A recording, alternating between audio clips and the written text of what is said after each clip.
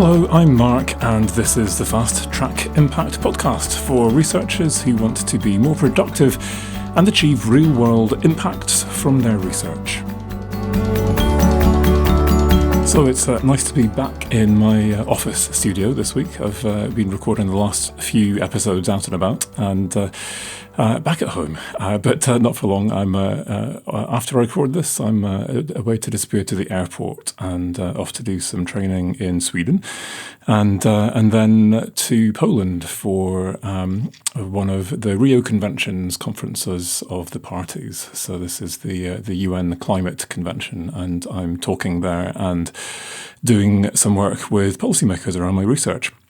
So I figured, what better week than to record an episode about policy impact, and so what I thought I'd do is I'm going to take my microphone with me. We'll see how this goes. I'm not going to guarantee anything, but if I find some interesting people, I might try and explore some of the issues that I'm going to talk about today through some interviews while I'm at this UN conference. And whatever happens, whether or not I get some interviews and can get them into an intelligible podcast episode for you, I will do a part 2 when I come back and think a bit more practically. So I'll draw on some of my experiences, whether they go well or badly, we shall see at the conference, but more broadly. To think next week about the practicalities of how you go about making the connections necessary at the right level and the kind of various formal and informal mechanisms that you can use very practically to achieve impact from research evidence. This week I want to do a bit of a precursor to that, because for me, when you dive straight into the practicalities of this, you often miss the point. And the point is fundamentally that we want to achieve impact from research in the policy realm in a way which is responsible. And that means that we need to think very deeply about our motives, about our conflicts of interest, and about the ways in which the policy process might work with us or against us to achieve potentially negative unintended consequences. And we need to have a deep understanding of our positionality within these policy networks and the roles we can play, the pitfalls and the traps that we can fall into if we are to then use these practical mechanisms in a responsible way to actually achieve societal good rather than bad. I think for me, this has to start with the Cambridge Analytica scandal.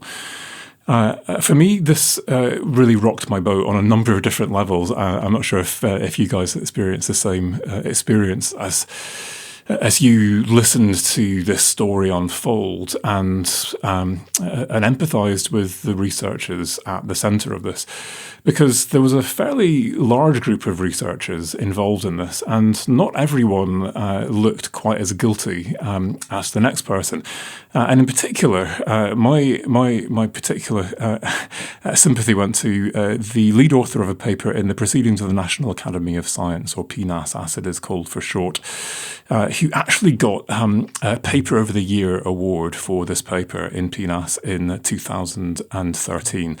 I've got it on my screen here. It's been cited over 1,300 times, so clearly a pivotal paper. And the horrendous thing about this is that the authors of the paper at this time, let me go up to the top of the page. What's it called? Private traits and attributes are predictable from digital records of human behaviour. And this is Kozinski et al. And in the conclusion of this paper, they write, one can imagine situations in which such predictions, even if incorrect, could pose a threat to an individual's well-being, freedom, or even life.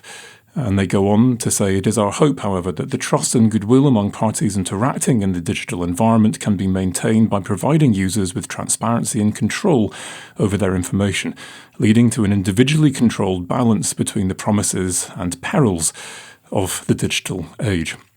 Perils, indeed, is an understatement, I would suggest, for what actually ended up happening.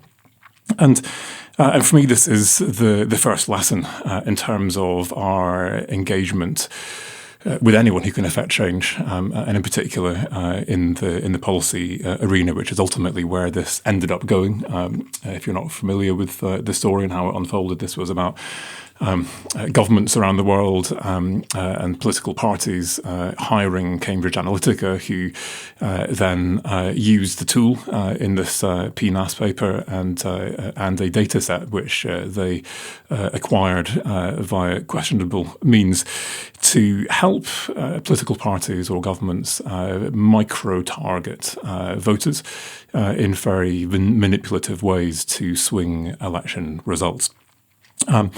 And for me, the lesson here is that we can't just passively warn people of the potential negative unintended consequences of our research in the way that these researchers did. Yes, we can. That's a good idea.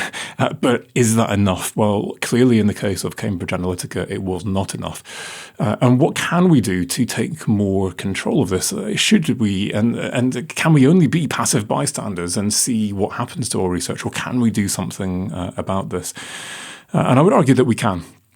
I'm going to go beyond the Cambridge Analytica case in this particular case. But the first thing is that when I think that my research could potentially have a negative impact on a particular group in a particular culture, context, time, whatever it is, I do what I can to reach out to that group proactively to understand, ideally before I've actually put this stuff out there into the world, actually from your perspective, how does this work for you? Are there ways in which we could do this in a way which would be more responsible, that would be less likely to have a negative unintended consequence for you?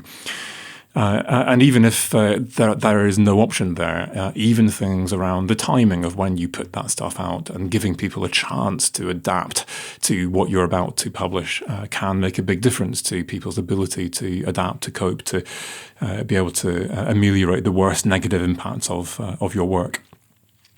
But another approach that you can take to this, which in theory the researchers in the Cambridge Analytica scandal could have taken, is to proactively go about protecting your intellectual property or in some other way putting protections in place that mean that now you are 100% in control of this stuff.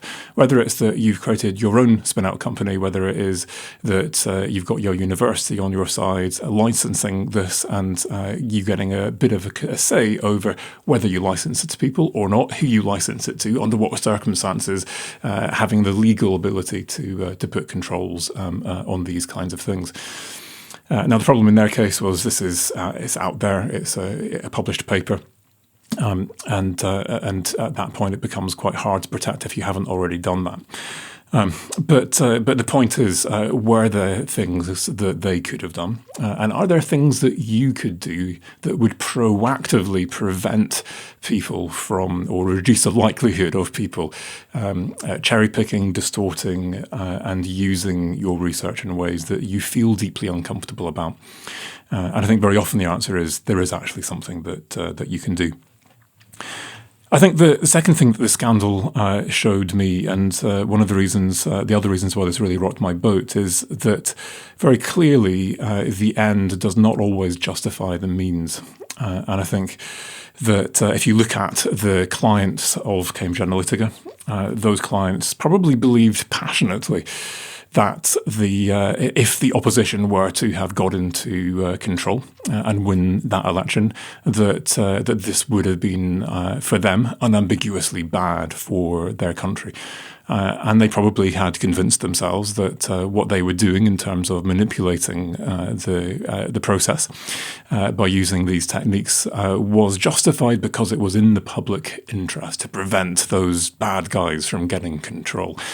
And of course, who are the good guys, who are the bad guys, is absolutely in the eye of the beholder. And when you go about using these manipulative means, and of course, Cambridge Analytica went way beyond the micro-targeting of voters and creating these manipulative messages to honeypot traps for MPs and things like this that would discredit people.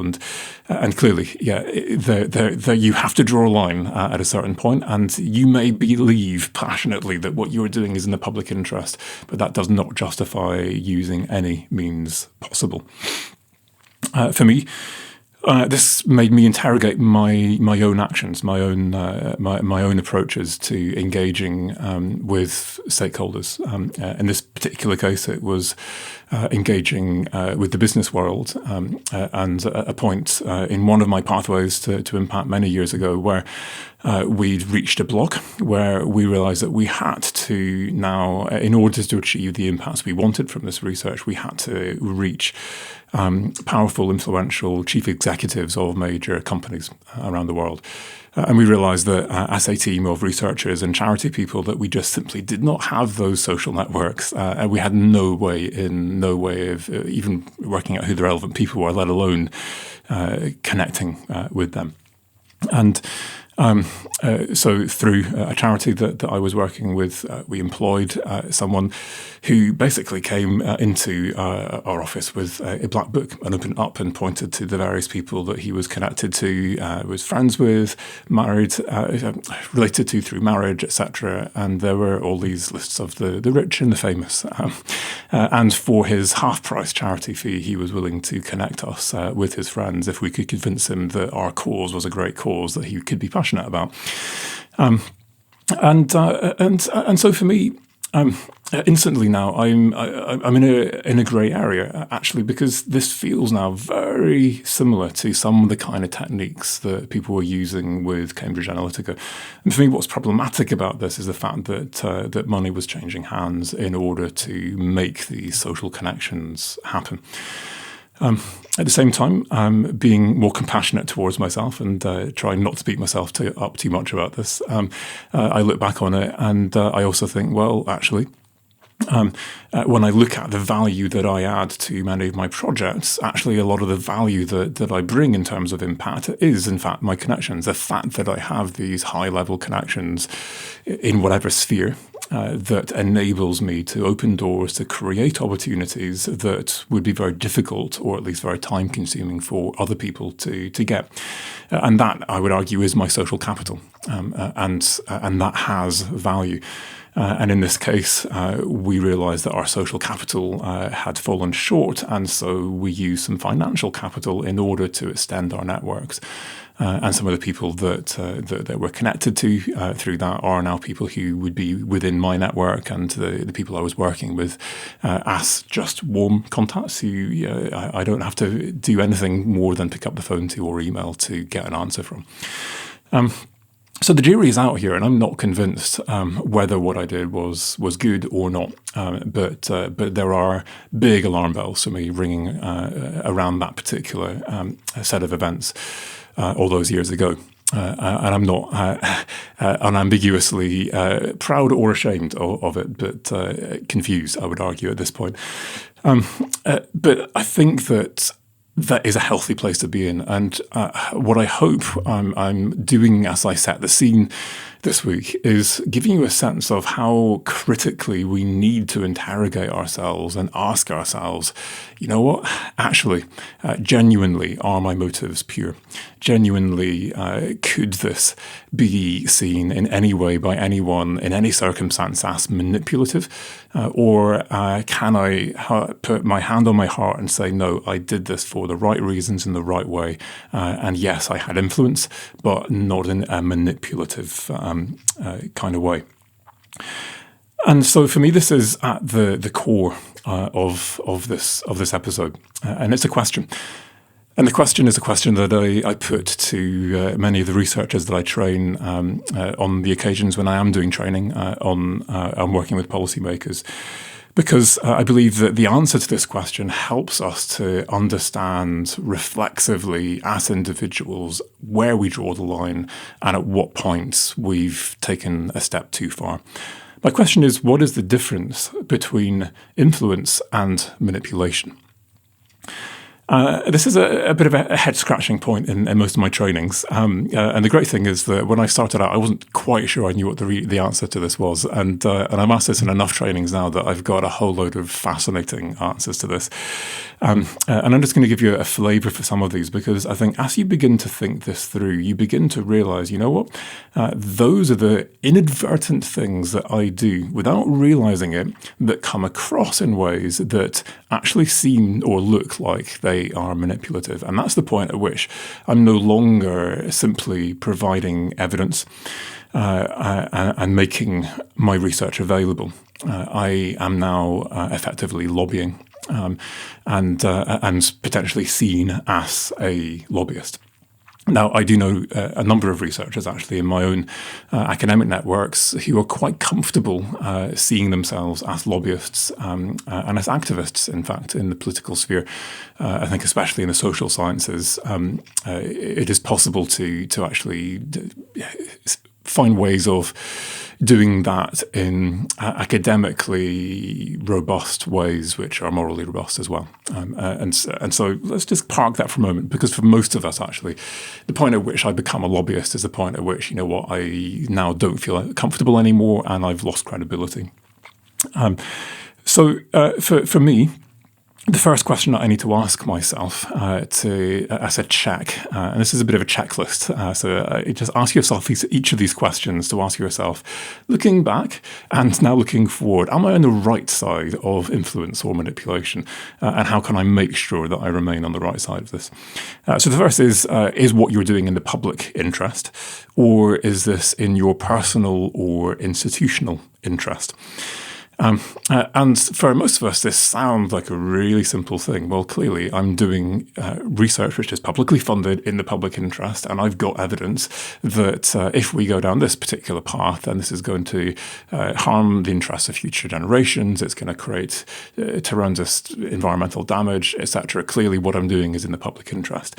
But just hold on a moment here, because what I'm noticing in my own practice and in the practice of my colleagues around me is an increasingly subtle shift. And it is the impact agenda that is bringing this in particular, where actually now, if you take my advice and based on my research now you change policy, then there will in fact potentially be a personal gain here. I'm going to be able to apply for a promotion. This is going to go on my CV and help make me more employable.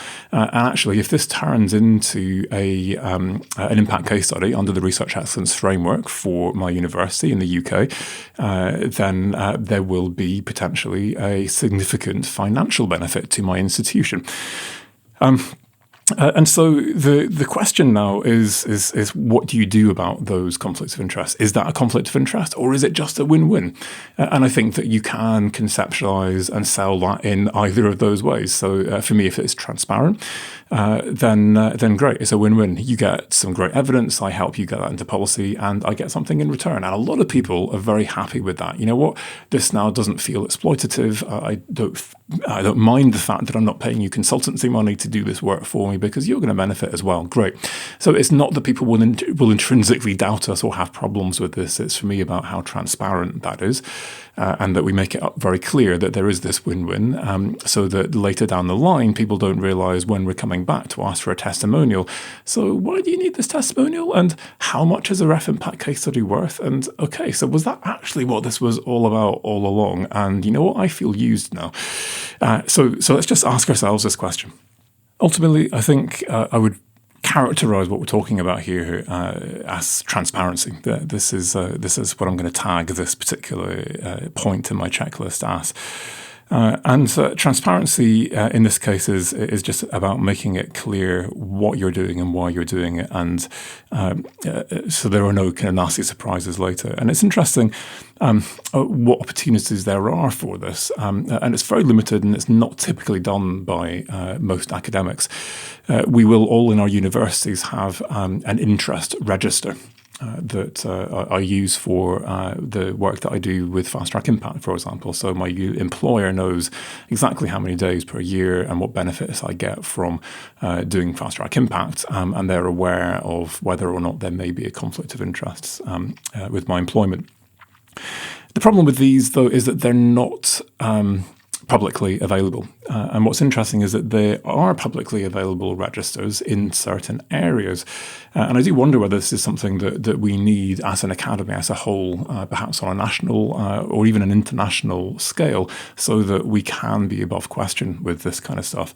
So, for example, in the pharmaceutical area, if I'm working in drug discovery, pharmacy type stuff, then there is a public register that you can put stuff on. So if, as an academic, a drug company pays for me to go to a conference, then I can declare that on this public register, which then means if someone wants to come and say, I don't believe a word you're saying because you're funded by the drug companies, you can say, well, okay, this is exactly what I've got on this register, and you can see transparently everything that is here, and make your own mind up. But it's a great way of keeping things nice and transparent.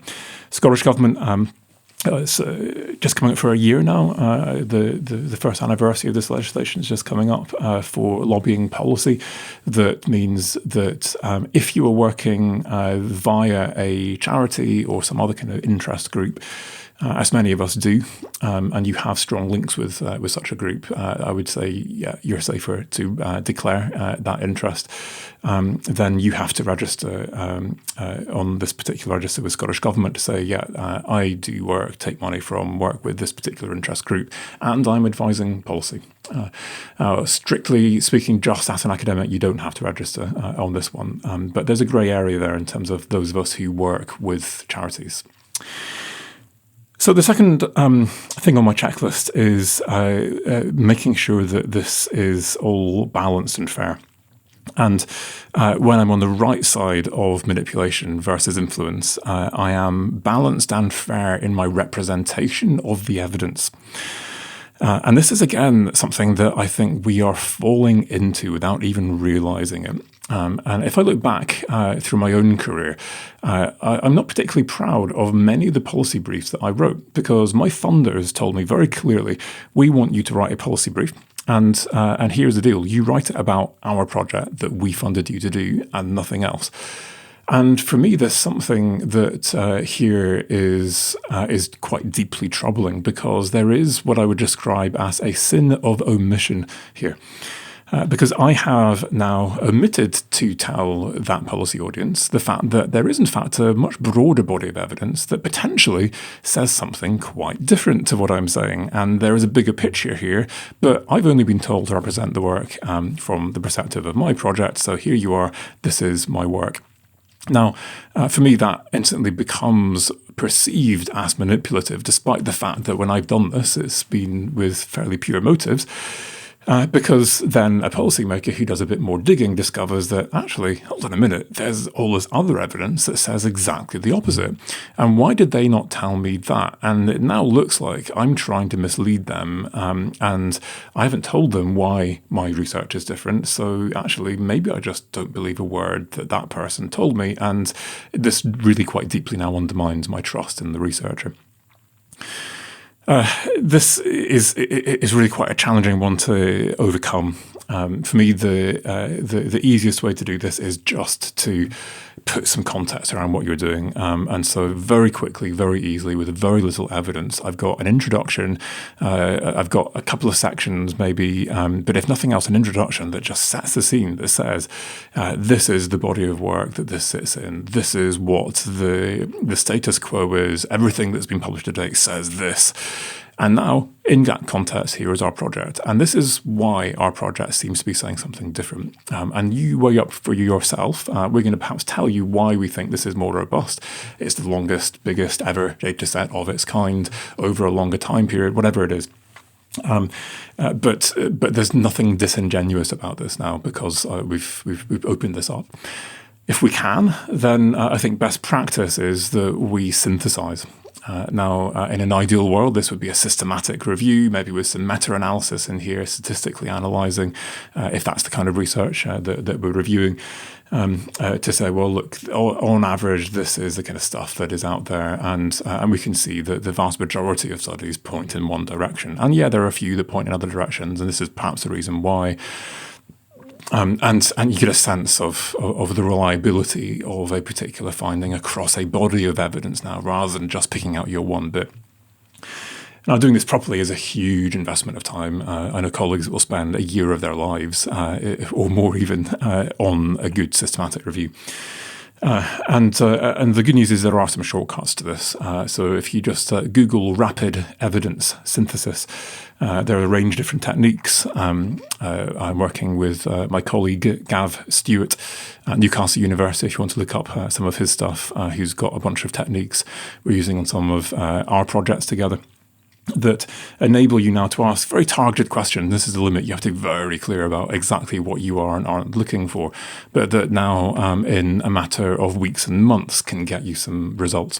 So for the seminar I'm going to be giving next week, scarily, in London, we basically got a team of 2 postdocs in one of my projects, and then a team of 4 others in another project, on a series of rapid evidence syntheses, and we were able to look across hundreds of papers, multiple different interventions, different effects, and say something with a fair degree of accuracy and reliability. Of course, with a lot of stuff saying, you know what, there is no evidence yet that is robust enough to say anything. And within that context, then, here is our project, this is our contribution. So there are ways of being more balanced and fair, but let's just not take this for granted. Let's just be critical here and ask yourself, actually, am I playing that role of a knowledge broker and responsibly shortcutting people to the evidence base rather than just privileging my evidence? The next thing, the third of my checkboxes here is coercion. And again, like all of these, you think, well, of course, I'm not going to be coercive. But just again, hold on a minute and have a think about your terminology and your methods here. Because in the old days, we all used to be trained to come up with policy recommendations. And that's something that I try and avoid nowadays. What I have is policy options. And there are always multiple options and different things that you might say based on the evidence, depending on which option you might want to take. And that's a subtle shift in language, but it belies a deeper shift in approach. And I'm going to come on to this in a moment in terms of the epistemology behind this, but the idea that, you know what, there is one universal truth, there's one right answer, and my statistics show you that this is the answer, this is the number, this is what you have to do. And if you want to be able to claim that what you are doing is evidence-based policy, then this is what you should be doing. One answer only, and if you respect science, then this is what you will do. And that might be an overstatement of how we might present this, but that's the kind of ethos that's behind it. And that's what comes across in the way that we talk about it and in the way that we frame our recommendations. And potentially I've seen some researchers then really hamming this up, especially on social media, and shaming politicians who now ignore the evidence. You are doing the wrong thing because this is not evidence-based. I would argue that there is actually no such thing as evidence-based policy. There is only ever evidence-informed policy. And my argument would be that the job of the politician is to weigh up the different lines of evidence. And very often they will be different lines of evidence, which may come up with not just a single answer when you actually look at the broader evidence base, alongside lines of argument, which can include moral arguments and ideological concerns, to then make a political decision, which is informed by the evidence, but may in fact go against the evidence. And that's their job and not our job as researchers, I would argue. So let's make sure that we're not actually in subtle ways coercing and shaming and framing this as the one right way of doing things. If we want to stay on the right side of influence versus manipulation. And then my final checkpoint here is trust. I think we have to build trust if we want to stay on the right side of this, and it is that point at which we break trust, whether it's by unchecking one of the 3 checkboxes that I've just given you, or some other thing that you do, some ill-considered social media post that instantly puts you on the wrong side of a debate. It shows that you have a very strong opinion about something, or whatever it is. Instantly, you can break that trust, and it can be very hard to regain that. A little warning here. Just as an aside, there was some guys in, I think it was a House of Commons Select Committee in the UK, and a Brexiteer MP asked them, how did you vote? They all made the mistake of saying, I voted Remain. They didn't have to say how they voted. And when they tried to, so that the MP then said, right, well, I don't therefore believe anything that you're about to say that is going to be anti-Brexit, and say that Brexit is going to be bad because you would say that, wouldn't you? And when they tried to argue against that, it turned out he'd analysed their social media, and he had stuff on them that said that very clearly they were on the Remain side of that debate. And in one case, someone had signed a petition to repeal Article 50, and he said, that is evidence that you are lobbying government, therefore I still will not listen to a word you're saying. So whether or not this is actually right, I think it is worth considering how you might be perceived, and whether that perception might undermine people's trust in you. And for me, I try and play as safe as I can on that kind of stuff. There was a recent survey by the Parliamentary Office for Science and Technology that asked questions of MPs in the UK. I suspect that you would get very similar things based on my understanding of the literature anyway, in other contexts nationally, and asked them, what are the top things you look for that tell you whether or not it's worth engaging with evidence from research as part of your job? And interestingly, the 2 top things were the credibility of the source and the relevance of the information. Good answers, I have to say. I'm impressed with that. And so my question to you is actually, how credible are you as a source? Now, very often I think this is about the printed page, and is this now a post note, for example? Is this a policy brief as part of a series that has a good reputation, that has government-funded research councils who are underpinning the research that is in this policy brief, for example? Is it in a peer-reviewed journal article, or is it based on a peer-reviewed journal article? Is this by someone who has a good reputation? But instantly, you know what, at this point, we're moving into the territory of actually, who are you and what is your reputation? And are you believable? Are you credible as a source? And have a think about how you come across, especially when you're doing stuff face to face, and what you might be inadvertently doing that potentially undermines your trust. And beware of human nature here, because I think that we are all taught from an early age that you should believe someone's body language more than you should believe what is coming out of their mouths, because we learn from an early age that people lie. And that when someone is lying, the best way to uncover the fact that they're lying is to read their body language or their behaviour rather than what they are actually saying. And if you are presenting something in a way that is fundamentally unconfident, and you look like you don't believe a word that you're saying, and you're deeply uncertain about it all, then you may actually create on a subconscious level a sense of, well, I probably shouldn't be believing anything this person is saying. So think about this quite deeply. The second thing that I thought might be worth just bringing to bear in terms of the issue of trust is some research that I've done recently on this. So this is a paper that I wrote with my colleagues, Rosalind Bryce from University of the Highlands and Islands, and Ruth Matchin, who's from Newcastle University. And what we did in this paper was to look at the social processes through which research findings make it into policy or practice or not, as the case may be.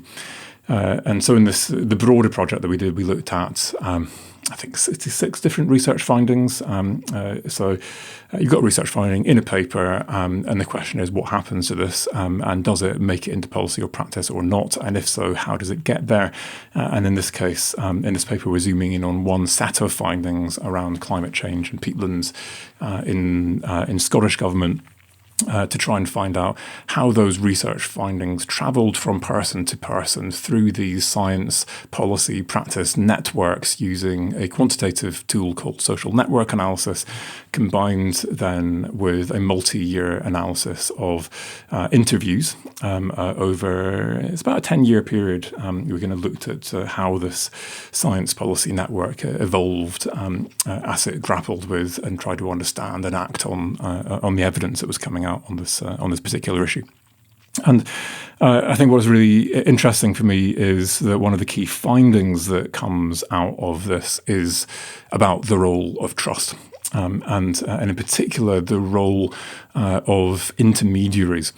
One of the things that we found in particular was when you looked and you analysed the networks here was that there were particular intermediary organisations that had a lot of influence on the policy process, and they were the conduits for this research evidence. But they were not actually research institutions. They were charities and third sector type organisations. There was a government agency in there, that kind of thing. And that's fine.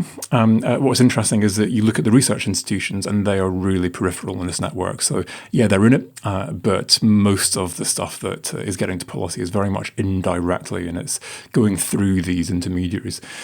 And this is, of course, a risk because now we're having to trust someone else to translate responsibly and not cherry pick or distort or do things in ways I'm not comfortable with. I'm not in complete control of that. Of course, the benefit is that someone else is doing this work for me. Great, good news. I'm time poor, and I've got people who are much more expert than me with much better connections. They're doing this. For me, the sweet spot here is building a much better, stronger relationship with those intermediaries, which is what I did. As a result of that insight, I then became research lead for the IUCN, International Union for the Conservation of Nature, and their UK peatland programme to make sure that they were getting shortcutted to the best evidence possible, which of course included my evidence, but much more broadly than that, and lots of big and long-term processes of getting the entire research community together around these issues to synthesize and work out what we can say with certainty to go into the policy process. But a growing recognition over this period that you know what, that might be a solution for me, but we need a bigger, longer-term solution to this. And ultimately what came out of that process was something called Climate Exchange, which is a Scottish government-funded centre of expertise that has a collection of different universities and their main research providers doing long-term research along with proactive responses to government. We need some evidence on this to go into that policy process and a mechanism to go directly to the researchers to either commission and get new research done or find the best quality evidence instantly to put that into the policy process and cutting out those middlemen as far as possible in a process that is a really reliable, stable, trusted conduit that the researchers trust as much as the policymakers trust to make this stuff happen. I'm going to conclude at this point by giving you some really important take-home messages, which are going to form the basis for what I'll do next week or whenever I get around to recording the second part of this. Because ultimately what we're doing, I would argue, in this process of going through these different checks is, as researchers, we are trying to detect and manage risk in our engagement with the policy process. And in so doing, we are now able to much more responsibly take the risks that we feel comfortable taking in order to take an increasingly relational approach to our engagement with policy that is much more co-productive and two-way and understanding the needs, the constraints, the context in which the policy community are working and adaptively providing the answers. Great. Relational, dialogic. As a result of that, more influential. As a result of that, higher impact. But at the same time, of course, as a result of that, higher risk. The more relational we go, I would argue, the more likelihood we have for impact, and the more likely we are to fall foul of this whole process and for things to go wrong, whether that's reputational risks or just the risk to our time. This stuff can be a real suck for time. I think that if we can identify our red lines ahead of time, then that can really free us up. So for me, this is not about taking some kind of backdoor approach to having policy influence. It has to be very open, transparent, very much front door approach. But that doesn't mean that I'm limited only now to the mechanics of government. So, for example, in the last consultation that I responded to on behalf of the research group that I'm in and a couple of my projects, I was one of 40,000 responses. And so that's fine. And I think questions would be asked if I didn't put forward evidence through those formal means. But what are the chances that my evidence will actually get noticed by anyone? Well, who knows? But I'm not going to take that chance, which is why I've got now a policy seminar next week, which I've curated with a whole series of different researchers giving that bigger picture, not just my research. To ensure that those core bits of evidence and messages linked to them are visible to the right people. They have visibility to us. There are mechanisms, I think I described my postcard to your future self. Have a look at my blog for how I'm going to do this, that enable them to get the ongoing support from our research teams if they need that, to be able to understand, interpret, use that evidence base in the policy making process. So great. We've got these informal mechanisms, and we can be highly influential when we use these responsibly. But it is about taking a really risk-averse and responsible approach to this. I think if you do that thinking, you're way less likely in the heat of the moment when you're under pressure, you're asked a question, you're on the spot, to make the wrong decision. You've done that thinking ahead of time. You know where your red lines are, and you say, you know what, I'm not comfortable answering that question. Or, you know what, I go away, I think about it, I come back to you. I said I would allude to this. I alluded to this earlier. I think that depending on how you view what knowledge is and what constitutes valid knowledge, so in social science jargon, your epistemology, you may feel more or less comfortable going more or less relational. And I generalize hideously here, so forgive me in advance. But generally speaking, from my experience of training and working with academics from across every discipline in this space, the colleagues I have who are much more reductionist or positivistic in their training, and there are entire disciplines where this is very much the mode of training and of knowledge generation. It is much more challenging in this space because you will have what you believe is the right answer, the best answer that is most statistically robust, and actually taking off those epistemological blinkers to say, well, you know what, yes, this might be what my evidence says, but there could be another way of looking at this that could be equally valid from a more qualitative perspective that looks at these issues from a very different perspective, or lines of moral argument that might suggest that my scientific approach may be morally inappropriate for a particular group of people. You have to be able to look at those kinds of issues and not be too uncomfortable, because when you go into the policy arena, those kind of questions will come to you. I know many colleagues who still interact very healthily within that way of thinking about knowledge, but they're just much more risk averse in terms of, right, well, I'm not answering that question. This is where my job ends as the researcher, your job begins as the politician, and I stop there. I protect my independence, my perceived objectivity, and I take a step back. I know others who just say, you know what, this is too risky for me. I just don't engage. I publish and I let others do that work, and that's fine. You make that your own call on that. For those colleagues of mine who are more relativistic, postmodern, interpretivist, whatever you want to call it, who look regularly in their research for different ways of knowing that might compare and contrast scientific versus local knowledge, for example, in their work. actually this becomes much more comfortable, and it's easier to be quite adaptive and reflective on the go as you get confronted with these challenges in these situations. But I would argue at the same time that it is these colleagues that often take the biggest risks and who need to be absolutely clear on a moral basis for where your red lines happen to lie. So I'm going to pack up my stuff and just go to the airport at this point. I will hopefully next week have a bumper podcast with an interview-based thing and a part 2 where I reflect on some of this stuff more practically. Either way, there will be a part 2 hopefully next week. Where I'm going to just start thinking a little bit more practically. So I want to ask, how can you write a really effective policy brief? So very often these are the mechanisms, the conduits through which we do this work. So how do you write one that works? How do you use that in a way that will actually get you results? And we'll have a look at a range of the more informal mechanisms that you can use alongside a variety of more formal things that you can do, which are fairly obvious. You can research them for yourself, depending on what organisation or government you're trying to work with. But I will try my best to illustrate those with examples from the literature and from my own experience to bring those to life. And maybe even with a few stories from what's about to happen this week. So we will see.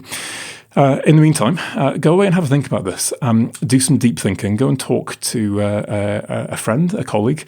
It's quite an interesting conversation starter for your partner or best friend down the pub, wherever you are. What is the difference between manipulation and an influence? And you're primed already to have some interesting answers to this.